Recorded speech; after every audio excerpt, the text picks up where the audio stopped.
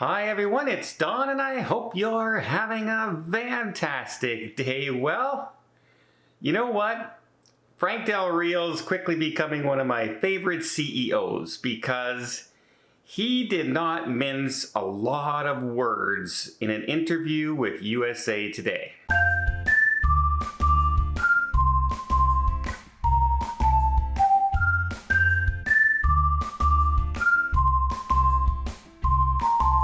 Frank Del Rio was interviewed and he was asked a lot of questions, especially about the restart in the United States and the ongoing conversations with the CDC. Frank Del Rio was asked by the interviewer why Norwegian Cruise Line is looking to sail out of different ports in the Caribbean instead of waiting here for the United States to reopen. After all, talks are going well with the CDC, aren't they? That's what some people would like us to believe, and we hope is actually going on. He actually came out and said the reason we're doing it now is, quite frankly, we're fed up with waiting for the CDC to allow cruises. That's an actual quote from Frank Del Rio. They're fed up with waiting for the CDC. Not only that, if you remember, over 2 weeks ago now, Frank Del Rio, after the CDC introduced their part 1 of phase 2 of 4 phases for the phased reopening, he sent a letter to the CDC saying, look, we're going to vaccinate our crew. We're going to vaccinate every client who comes on the ship. We're going to vaccinate the people in the cruise ports who are working in our terminals. We're going to vaccinate everybody. Plus we have all these safety protocols in place. Please explain to us why these are not good enough to allow us to start sailing here in the United States, considering you just said international travel is okay if you've had a vaccine. You don't have to test, you don't have to quarantine when you come back, because once you're fully vaccinated, you should be safe. After all, that's what we're touting is the end of this virus, is the vaccines, right? And so he sent a letter over 2 weeks ago now. By the way, he sent a second letter after the 2-week period went by saying, are you going to answer my first letter? And we're now approaching 3 weeks and still no reply from the CDC. Anyone who's dealt with the CDC and asked them questions about cruising or anything like that, including the Alaska senators, really this is no surprise, because this is the answer they get from the CDC every time. But what should be concerning to a lot of people is some of the other comments. One of the comments, he said, if we can't operate in the USA, then we'll operate at the second best place. And you know what? We could find out that it's actually better places to operate than the United States. What happens to the cruise lines if they go to these ports and they find from their client base that clients love landing in Jamaica and Nassau and spending a couple days there before their cruise or after their cruise? It's so much more convenient than having to try and arrange different flights and all things from one flight to there and then stay a couple days, and they just do it all in one package. We're going to fly in a couple days early, then we get on our cruise, and then we fly home.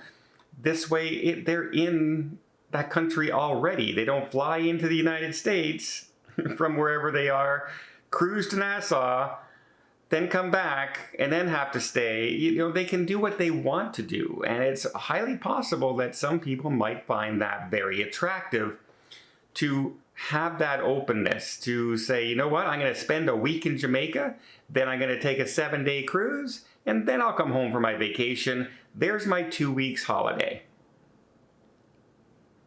Could very well happen. Do I think this is permanent? Probably not. United States, has 50% of all cruisers in the world, and over 50% of cruises everywhere happen out of the United States. So do I think this is going to be every ship? No.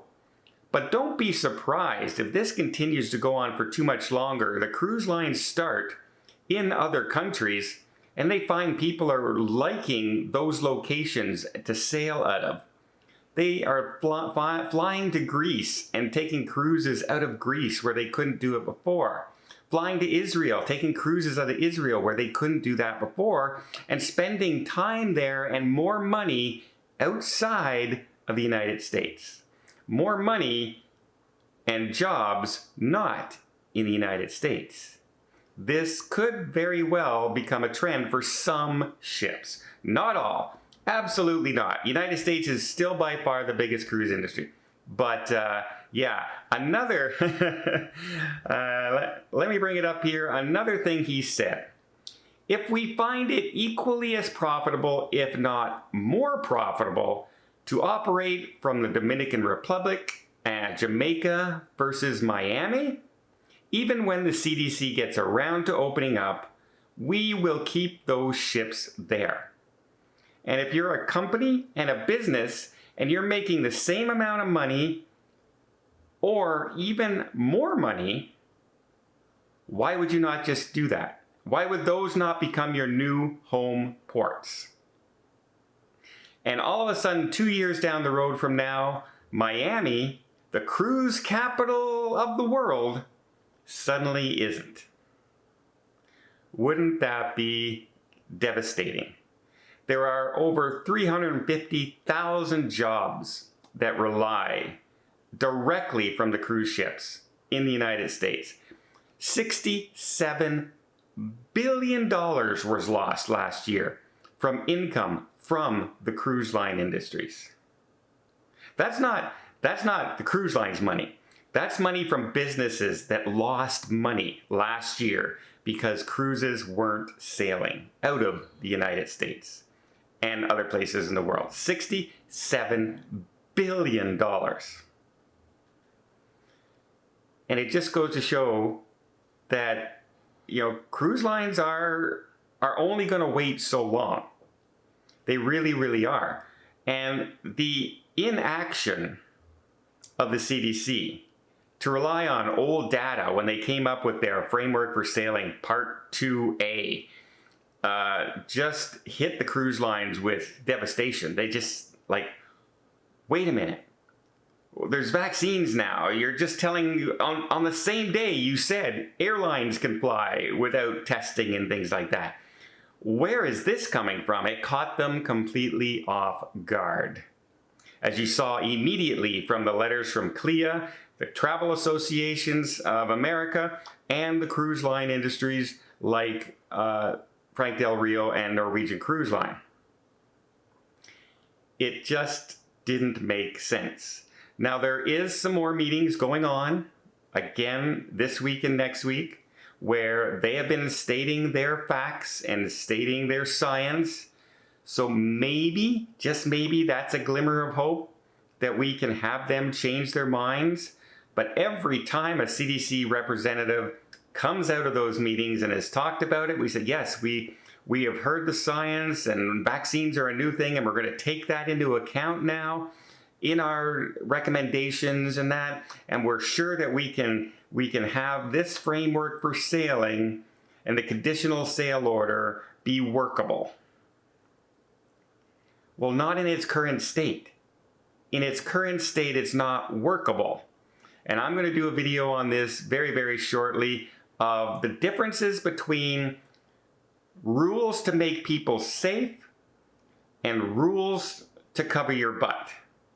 And that seems to be the focus of the CDC's guidance as opposed to the focus of the cruise lines.